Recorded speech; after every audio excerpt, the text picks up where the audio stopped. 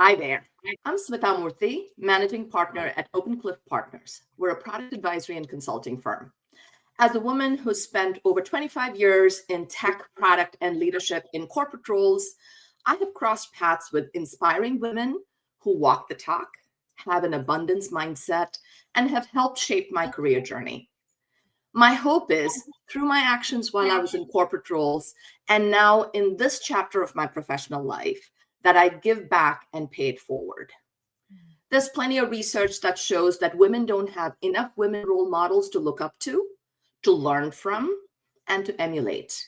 And very few women leaders who break the glass ceiling, be it in corporate, entrepreneurial, or other arenas, actually support other women in terms of being a champion, a sponsor, or advocate. And worse, see them as competition. The inspiration for this podcast series is to showcase women in tech, product, and leadership who inspire, who actually help, and are positive influences to those who have the good fortune to be in their orbits, lifting as they climb. Today, I'm excited to host the extraordinary Coco Sellman. Coco is a five-time founder, impact investor, and CEO of A Force for Good, a company dedicated to helping visionary women founders build high-impact, high-growth businesses that make the world better through business. Previously, she built and successfully exited Allum Healthcare, Home Care, which merged with All Point Care and was later acquired by Connecticut Children's Medical Center. Today, she's also an active impact investor focused on funding and growing women-led companies that are reshaping industries and driving social good. Coco is the author of a book called A Force for Good, which was launched in January of 2025. And I have my own personal signed copy, yay, and creator of Force for Good System, a practical growth framework and toolkit used by women founders and advisors through the Founder Circle, which is a community to achieve freedom, scale, and lasting impact. Having known Coco through how women lead and through her generosity, where she's collected lots of women to meet and network, I've had the good fortune to be in her sphere. And I'm so excited to host you today, Coco. Welcome to the show. Oh, thank you for inviting me. And I am honored to be in your sphere. And it's just been such a pleasure getting to know you through our mutual communities and all the places that, we run into each other, I feel like everywhere. So yes, cool. Yes, indeed. All right, let's just dive right into it. What inspired and shaped your journey and why? So many things have shaped my journey. I grew up in a pretty blue-collar town in western Iowa, a town called Council Bluffs, where my mother's side of the family all still lives.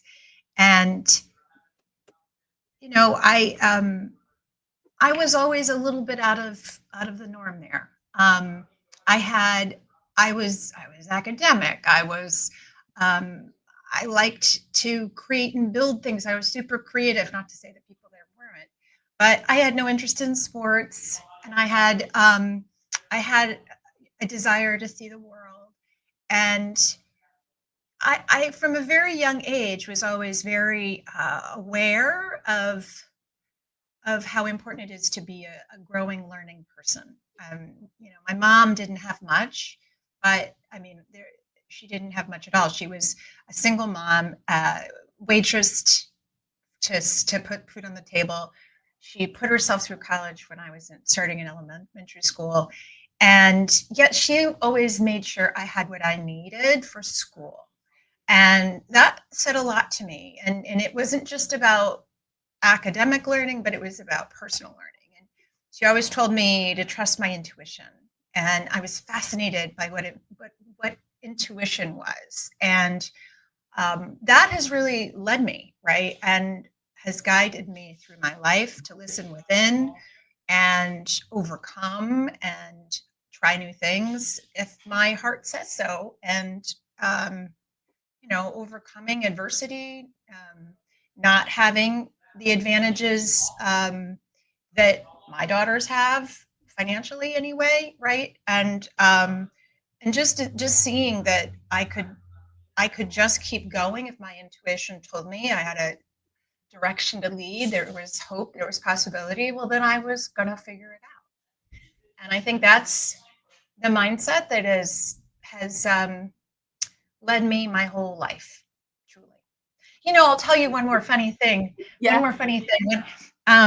When I was in my 20s, I did a lot of work with Debbie Ford, who has since passed, the Dark Side of the Light Chasers, Transpersonal Psychology Integrative Coaching Institute. I was certified back then as an integrative coach. And one of the questions that she invites all of her people to consider is, what does that young child voice say? And it was coming from the context of like a wounded child.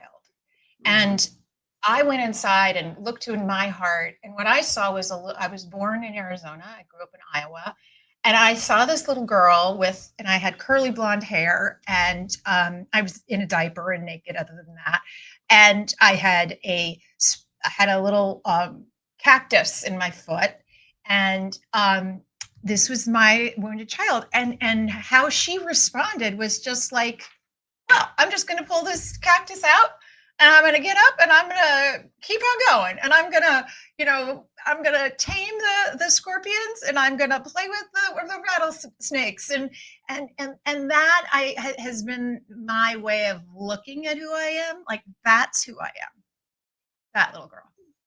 Beautiful. Beautiful in so many ways. First of all, thank you for sharing that story. And thank you for that. Did you call it integrative coach? Yes. That image that we see of ourselves Yes. is what we carry, and it's what we want to do.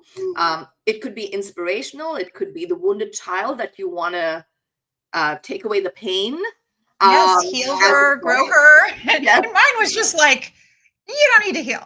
You're fine.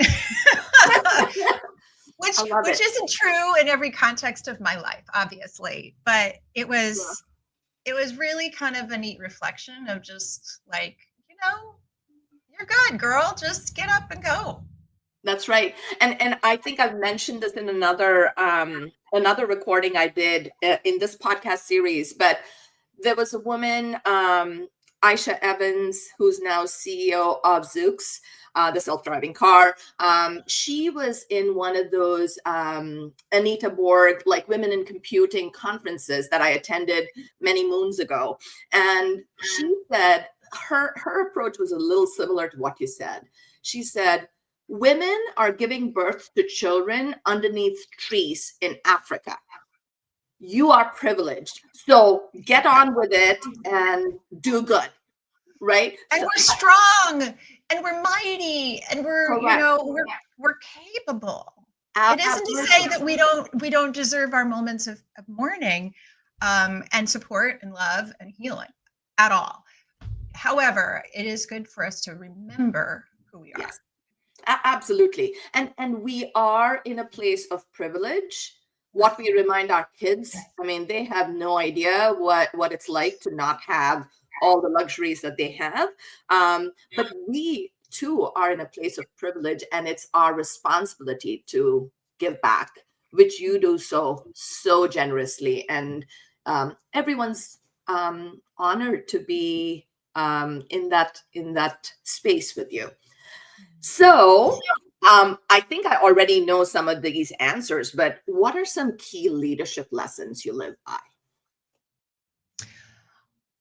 Leadership lessons. Well, I'll tell you, I have 3 core values in my business, and it's be wise, be transformative, and be of highest and best use. And this is how I live as a leader, right? So being wise is all about really truly having the intention the decisions I make be wise, not just smart, not just strategic, not just, profitable, but wise, wise. And my experience, part of my belief around wisdom is that it comes from within. It comes from listening and Mhm. acting with congruency and integrity. And it is about listening over and over again, right? So it's that process of reflection, which is a daily part of my life. And I think that's a really big important part of my journey as a leader. When I think of my most challenging times as a leader, I think of one particular time was like right, as COVID began in those first 6 months, and I had a healthcare services company. We had no PPE, and I had 300 nurses that needed PPE, and I had patients that were like in the homes, and I needed to protect them, and like that was stressful. And just knowing how to show up through that morning reflection and listening within and listening to the divine. For some people it's God, for light, love, whatever it is. For me, it's really important to me that I listen within. I always have a practice that I'm engaged in. It's transforming and healing me and elevating me. Right now I'm reading a lot of Brianna Weist. um, then the being transformative piece is, it's about, so often, especially in the patriarchy, we like to believe that when we are superior or have a higher, we're in the hierarchy where we're above someone else, that we should just be able to tell them what to do and they will do it. Mm. Except for that's a fantasy. It's a fan right? Like, it's not how it works. People don't just do what we want them to do, and they don't do what we want them to do for a lot of reasons.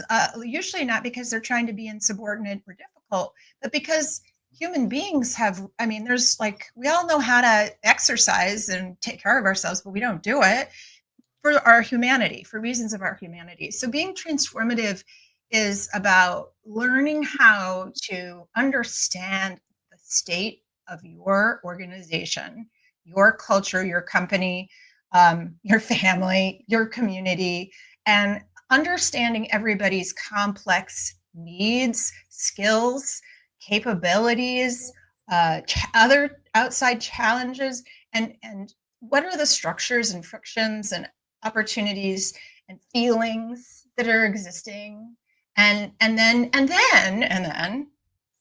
how do you move the company forward? How do you create Yeah. growth? How do Yep.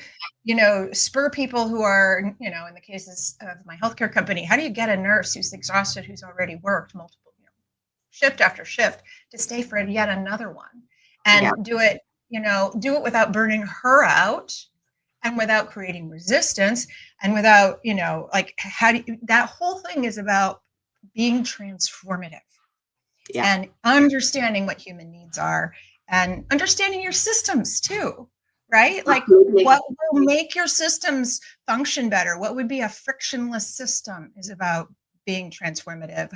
Innovation lives in the space of being transformative.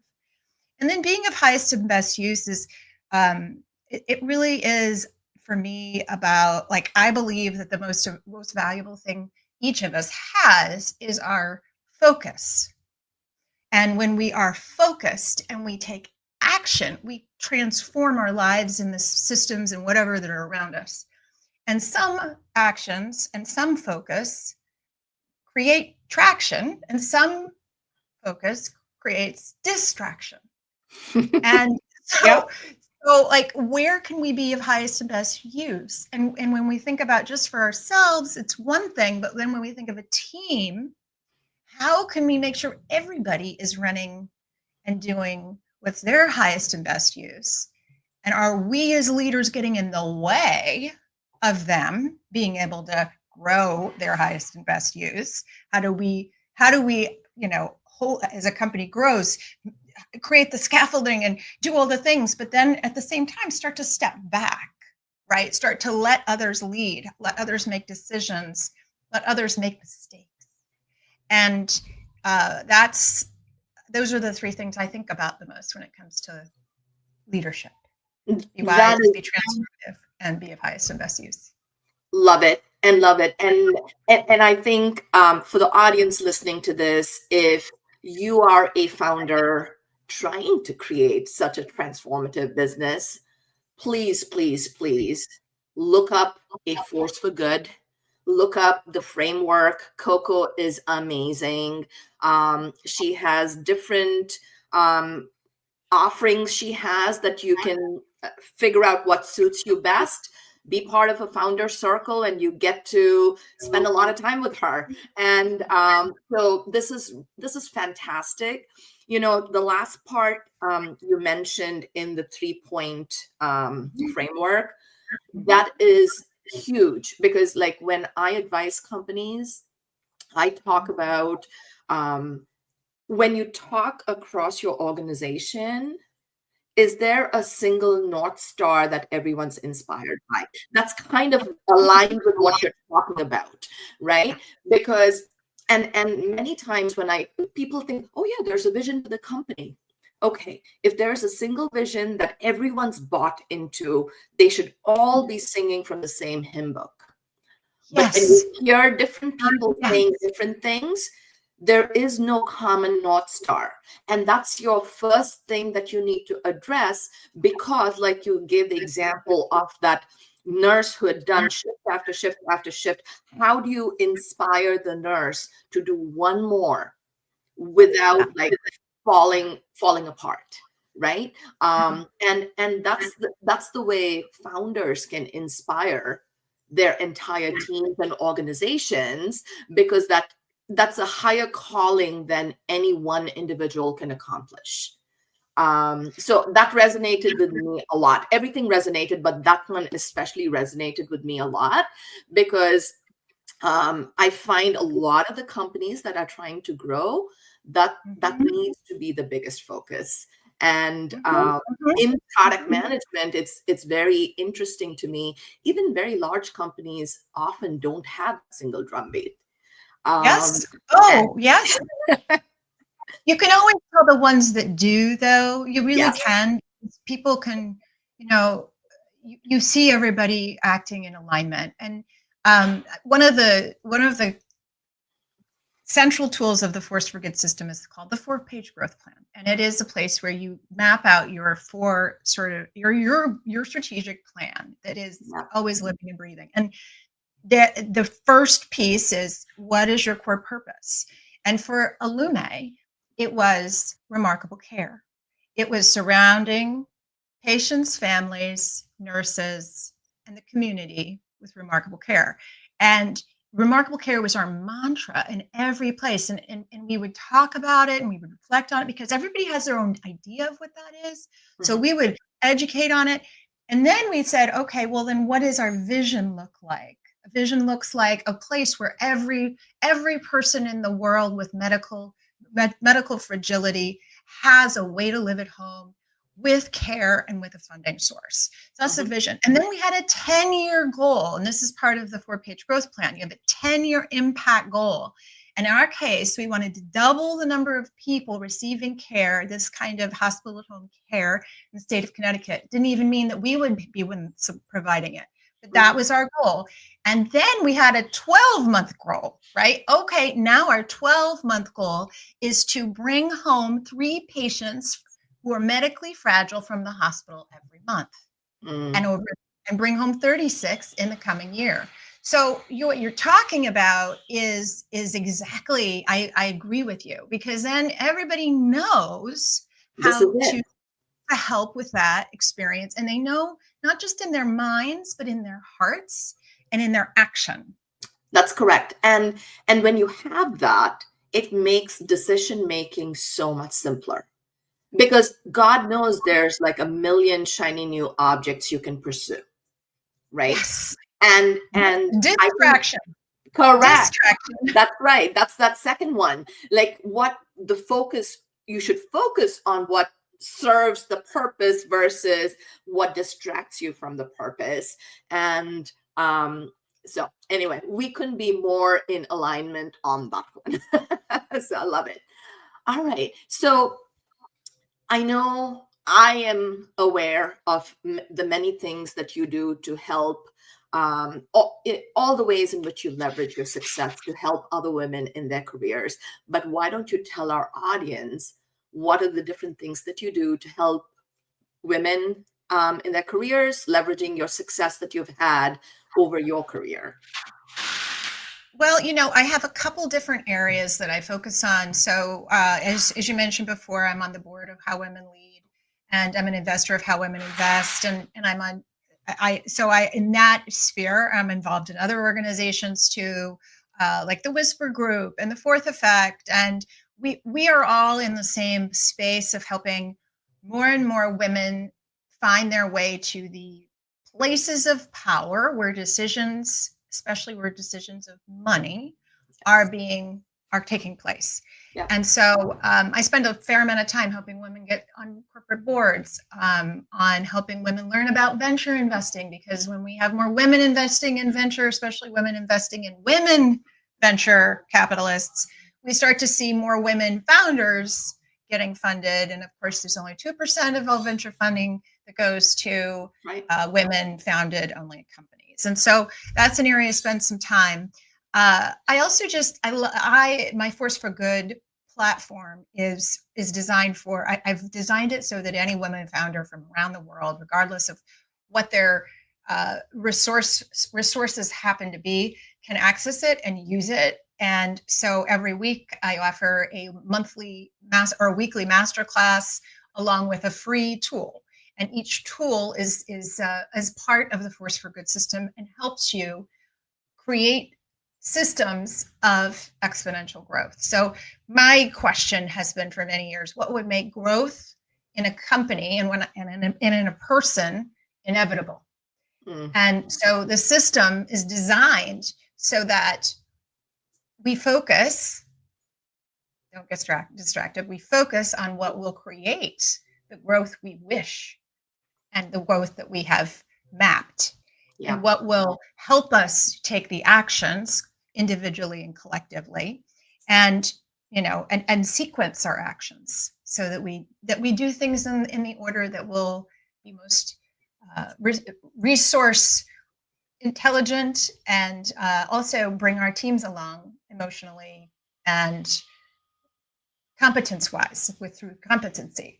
So those are all those are some of the things I offer. I do have a founders circle, which I am so excited to do for the next year. I've committed to uh, working together with a group of founders. I'm receiving new founders until the end of January, and I've made it so inexpensive because I want it to be very accessible, and get to do some fun work together while I figure out what my next chapter looks like.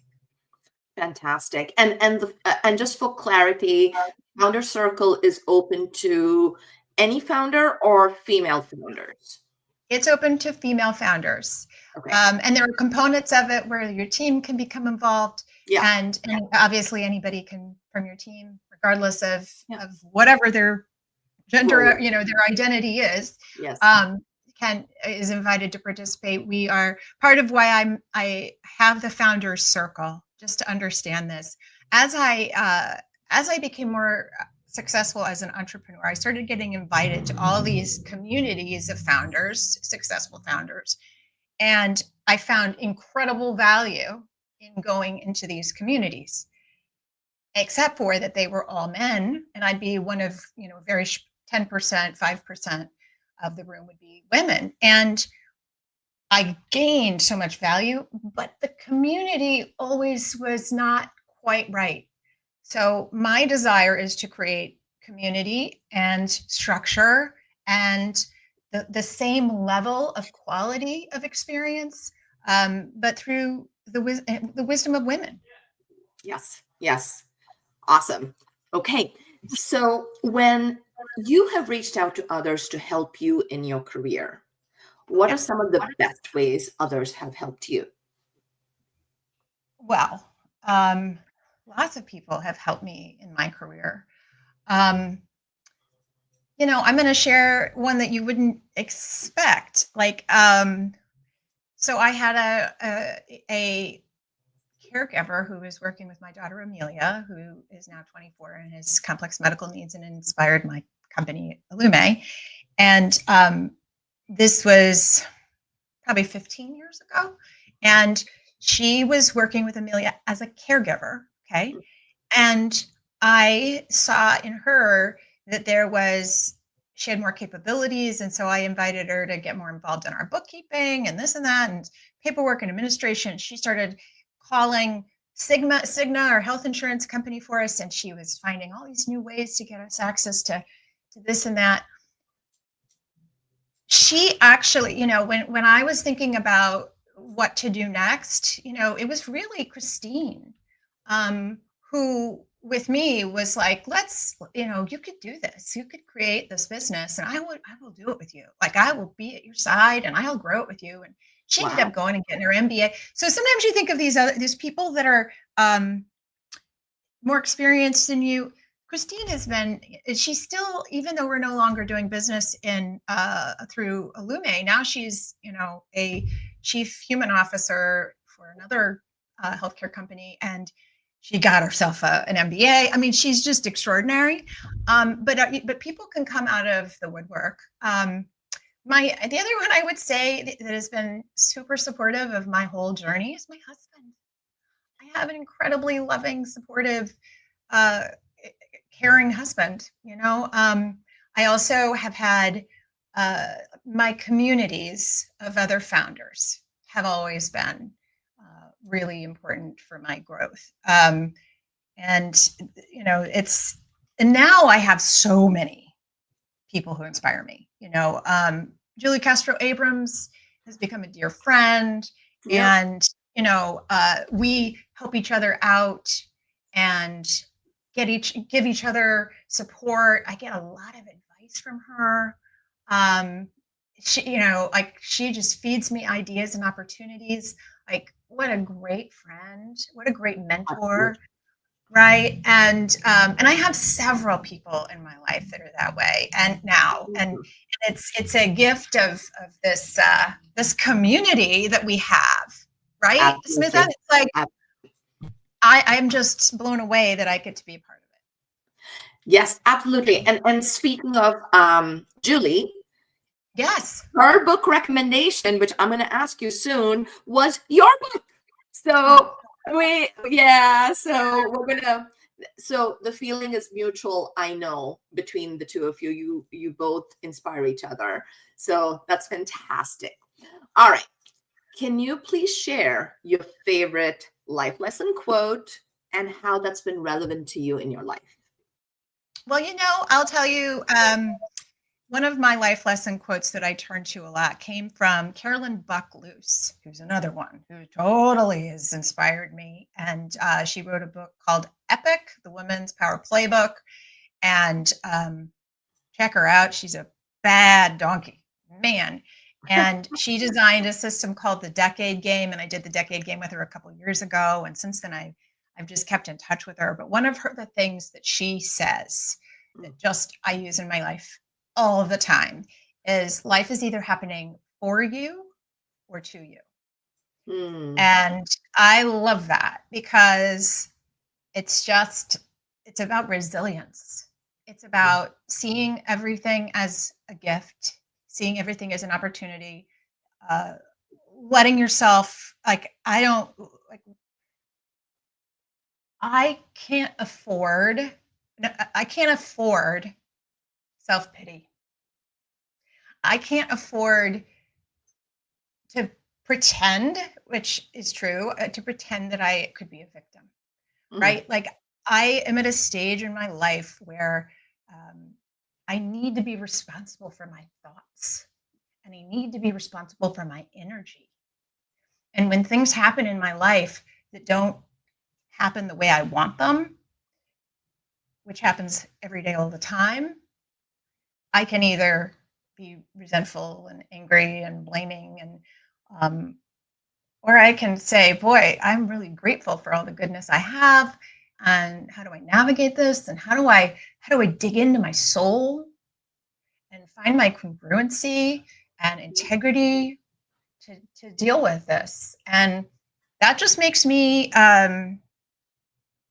sleep at night, right? Be able to live with myself, feel like I'm a Beautiful. human being that continues to thrive and grow. And stuff happens. We have, Yeah. I have a medically fragile daughter. We have tragedies just like everybody else. Yeah. And um, so and sometimes we all need to just buckle down and cry, and that's fine too. Yeah. But but life is happening for me. I try to choose that life is happening for me, not to me. I love it. Love it. That's a very, very powerful message. So all right. Now I know a book recommendation I make now because it's Okay. a force for good. Everyone should be buying it. But why don't you tell our audience any book recommendations that you have that have helped you stay true to who you are? I think you Yeah. mentioned one already. Yes. Any other recommendations that you have? Sure. I love Epic. I always recommend Epic. It is such a great book, and it's a 10-year framework, and it's so I love it. And if you get it, I'll even send you a picture of my own decade, my decade map. And it's like I love it. Like, here it is. I'll show it to you. It's right here. Oh, Isn't that cool? amazing. Yeah, you can have your own. Right now, uh, I'm reading a Brianna Weist daily book Mhm. called "The Year of Pivot," and I am loving it. I wake up in the morning, I'm snuggling with my doggies, I'm drinking my coffee, and I sip a paragraph of Mm, Brianna Weist, and it's just oh, satin to the soul. Really good. wow. Amazing. Someone recommended a book called The Second Mountain by David Brooks Oh, recently. And and it's sometimes serendipitous, some of the recommendations that come to you. And I'm just throwing it out here because it was relevant to me. Because I was describing, this is the next colleague, he and I were just catching up, and he goes, "You're already navigating your second mountain." I'm like, what? And the mountain reference for me is so special because I'm an avid trekker, and I've trekked like oh. 5 mountains, like 5 different treks in high altitude. And I'm like, oh my God, Charlie, thank you. Thank you, thank you, thank you. So now I'm reading that book.